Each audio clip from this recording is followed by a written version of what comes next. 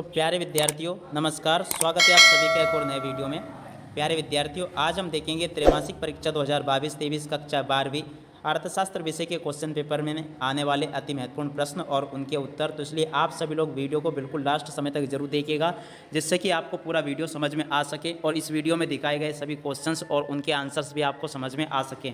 तो चलिएगा दोस्तों, बिना किसी देरी के वीडियो में अब आगे बढ़ते हैं और देखते हैं कि आपकी त्रैमासिक परीक्षा 2022-23 में कक्षा 12वीं अर्थशास्त्र में कौन कौन से क्वेश्चंस पूछे जाएंगे और जिनकी तैयारी दोस्तों आपको किस आधार पर कर लेनी है, ताकि दोस्तों आप परीक्षाओं में अच्छे से अच्छे नंबर ला सको। तो देखिएगा दोस्तों, पूरा जो आपका त्रैमासिक परीक्षा पेपर होने वाला है 2022-23 की परीक्षाओं के लिए कक्षा 12वीं अर्थशास्त्र विषय का, वो आपका कुल 75 नंबर का क्वेश्चन पेपर होगा और उसको हल करने के लिए आपको कितना समय मिलेगा ये भी हम आपके इसके ऊपर चर्चा करेंगे। और इसी के अलावा दोस्तों ये निर्देश आप यहाँ से पढ़ सकते हो। तो चलिएगा अब दोस्तों अब आगे बढ़ते हैं और देखते हैं और समझते हैं कि आपका अर्थशास्त्र का क्वेश्चन पेपर कैसा आएगा और कौन कौन से क्वेश्चंस दोस्तों इसमें से आपसे पूछे जाएंगे। तो चलिए अब आगे बढ़ते हैं और समझते हैं पूरे आपके क्वेश्चन पेपर को।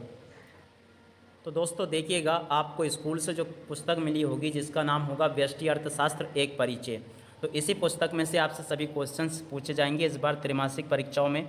यानी कि आपकी पूरी तैयारी इसी पुस्तक में से कर लेनी है, आपको दूसरी पुस्तक को नहीं पढ़ना है। तो देखिएगा, इसका पहला पार्ट दिया गया है, इसमें एक परिचय आपको बताना है व्यष्टि अर्थशास्त्र का।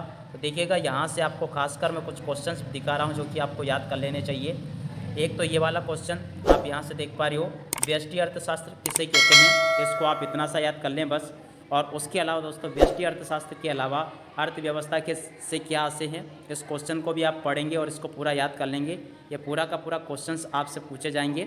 अब चलिए आगे बढ़ते हैं। तो देखिएगा, यहाँ से आप देख पा रहे हो ये क्वेश्चन दिए गए हैं, पूंजीवादी अर्थव्यवस्था किसे कहते हैं, अर्थव्यवस्था की केंद्रीय समस्याएं क्या होती हैं, ये भी आप लोग देख लेंगे। और समाजवादी अर्थव्यवस्था किससे क्या आशय हैं, इसको भी आप पूरा यहाँ तक का देख लेंगे। चलिएगा अब आगे बढ़ते हैं और कुछ क्वेश्चंस और देख लेते हैं। तो आगे अगर देखा जाए तो आप यहाँ से देख लें, व्यष्टि और समष्टि अर्थशास्त्र में अंतर जरूर आपको यहाँ से याद कर लेना है। और इसके अलावा दोस्तों आप व्यष्टि अर्थशास्त्र की विशेषताएं भी आप याद कर लें तो अच्छा रहेगा आपके लिए। चलिएगा अब आगे बढ़ते हैं। तो अगला जो आपका पार्ट होगा वो उपभोक्ता के व्यवहार का सिद्धांत। इस पार्ट में से आपको कौन कौन सी चीज़ें याद कर लेनी हैं वो भी हम देखते हैं और समझते हैं। तो यहाँ से दोस्तों सबसे पहले मैं आपको कह रहा था कि व्यष्टि अर्थशास्त्र में आपको अंतर पूछा जाएगा व्यष्टि और समष्टि में। तो आप चाहे तो ये यहाँ से आप इसको पूरा याद कर सकते हो, व्यष्टि और समष्टि में अंतर। इसके अलावा दोस्तों अगर अगले पार्ट की बात की जाए, उपभोक्ता के व्यवहार का सिद्धांत, तो इसमें से आपको क्या कर लेना है, इस पार्ट में से भी कुछ क्वेश्चन है। इस पार्ट में से आपसे 3 अंक के 2 क्वेश्चन पूछे जाएंगे और 4 अंक का 1 क्वेश्चन पूछा जाएगा। तो ये पार्ट आप लोगों के लिए बहुत ही ज़्यादा महत्वपूर्ण है। चलिए देखते हैं कि इस पार्ट में से आपको कौन कौन से क्वेश्चन कर लेने हैं। देखिएगा दोस्तों, आपको यहाँ से छोटे जो क्वेश्चन है 3-3 अंक वाले, उसके लिए इनको आपको याद कर लेना। 3 या 2 अंक में जो पूछे जाएंगे तो आप लोग इनको देख लेंगे। कुल उपयोगिता अधिकतम कब होती है, उपयोगिता क्या है, तो सभी के सभी क्वेश्चन आप लोग यहाँ से याद कर लेंगे। अगला दिया गया है, उदासीनता वक्र नकारात्मक ढाल क्यों बने रहते हैं, उदासीनता मानचित्र आपको बनाना है। और उसके अलावा दोस्तों ये क्वेश्चन जो दिया गया है, जैसे कि आप यहाँ पे देख पा रहे हो, सीमांत उपयोगिता ह्रास नियम के 2 व्यावहारिक महत्व बताइए, तो ये भी आप कर लेंगे। और उसके अलावा अगला क्वेश्चन दे रखा है, उपभोक्ता संतुलन का अर्थ बताइए, तो ये क्वेश्चन भी आप कर लेंगे। धनात्मक और ऋणात्मक उपयोगिता से क्या तात्पर्य है, तो इस क्वेश्चन को भी आप लोग अच्छे से देख लेंगे और कर लेंगे। व उसी के अलावा अगर दोस्तों आगे देखा जाए तो आगे आप यहाँ पे देख पा रहे हो, बजट रेखा क्या है, पूरक वस्तुएं किसे कहते हैं, इसको भी आप देख लें। और उसके अलावा अगला क्वेश्चन दिया गया है, मांग का नियम लिखिए, तो मांग का नियम क्या होता है, इसको भी आप कर लेंगे। आगे बढ़ते हैं और आगे भी कुछ चीज़ों को देख लेते हैं। तो देखिएगा पूरा के पूरे क्वेश्चन दिए गए हैं कुछ। अब इसी के अलावा दोस्तों अगर आगे देखा जाए तो आगे इस पार्ट में से सिर्फ इतनी ही चीज़ें आपको याद कर लेनी है, जैसा कि दोस्तों मैंने आपको बताया। और इसके अलावा यहाँ से एक मांग को निर्धारित करने वाले तत्व, इसको जरूर आप याद कर लेंगे, पूरा का पूरा आप यहाँ से देख पा रहे हो। और मांग के नियम के अपवाद, मांग के नियम के क्या क्या अपवाद है ये भी आप देखेंगे। तो आप इन अपवादों को यहाँ से बना सकते हो, इनकी सूची। तो ये मांग के नियम के अपवाद है पूरा का पूरा। प्रतिष्ठा सूचक वस्तुएं, जीवन रक्षक वस्तुएं के संबंध में भविष्य में कीमत परिवर्तन की संभावना, तो ये आप सभी के सभी क्वेश्चंस यहाँ से देखते चलेंगे।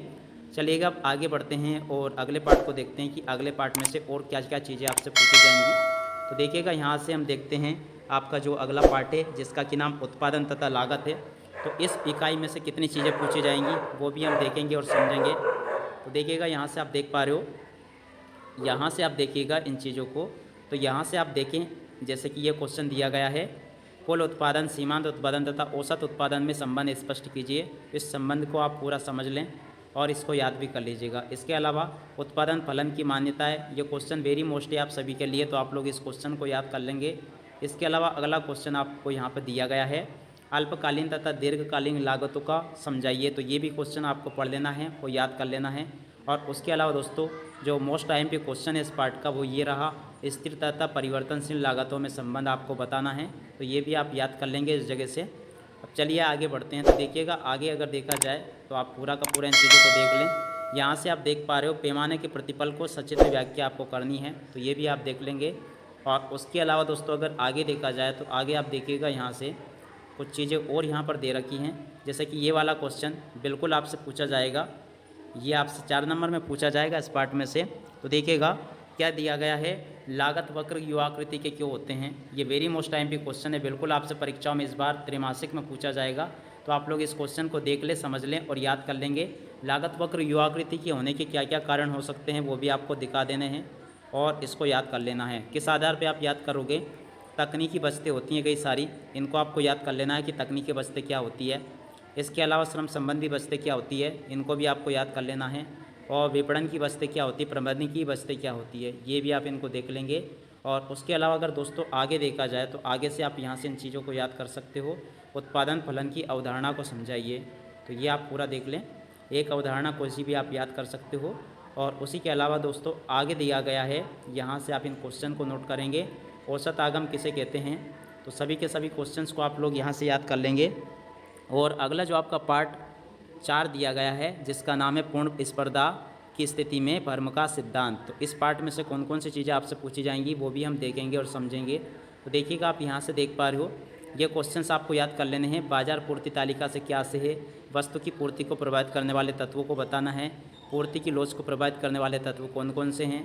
और उसके अलावा अगला क्वेश्चन आप देख पा रहे हो, पूर्ति का नियम समझाइए, पूर्ति में वृद्धि से क्या अभिप्राय है। और इसके अलावा ये सभी के सभी क्वेश्चन जो कि यहाँ पे आपको दिए गए हैं, आप लोग इनको याद कर लेंगे। पूर्ति में परिवर्तन से क्या आशय हैं। और उसी के अलावा पूर्ति को प्रभावित करने वाले तत्व जो कि यहाँ पे आपको दिए गए हैं, आप लोग इनको देखेंगे। और उसके अलावा कुछ तत्व ये दिए गए हैं, आप लोग इनको देख लेंगे और नोट कर लेंगे। और इसी के अलावा दोस्तों अगर आगे देखा जाए इस पार्ट में से तो और कौन कौन से क्वेश्चन हैं। अब अगला जो क्वेश्चन होगा वो आपका बाजार के ऊपर होगा, यानी कि इसमें जो आपका आगे बाजार वाला पार्ट है, बाजार संतुलन, आपको इतना ही पढ़ना है अभी तक अर्थशास्त्र बाजार संतुलन तक का।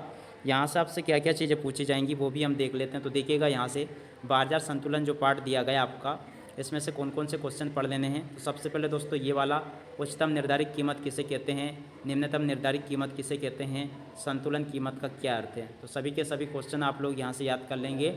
और उसके अलावा कुछ क्वेश्चंस और दिए गए हैं, तो आप लोग इतना ही इसको याद कर लेंगे जिससे कि आपको सारी चीज़ें अच्छे से समझ में आ सकें। दोस्तों मेरे द्वारा आप सभी को पूरा का पूरा वीडियो में यहाँ पे समझा दिया गया है, क्वेश्चन के साथ साथ में आंसर भी। मुझे उम्मीद है कि आपको सभी क्वेश्चंस और उनके आंसर समझ में आ गए होंगे। इसी के साथ में दोस्तों इस वीडियो को यहीं पे पूरा करते हैं। नमस्कार, जय हिंद, जय भारत।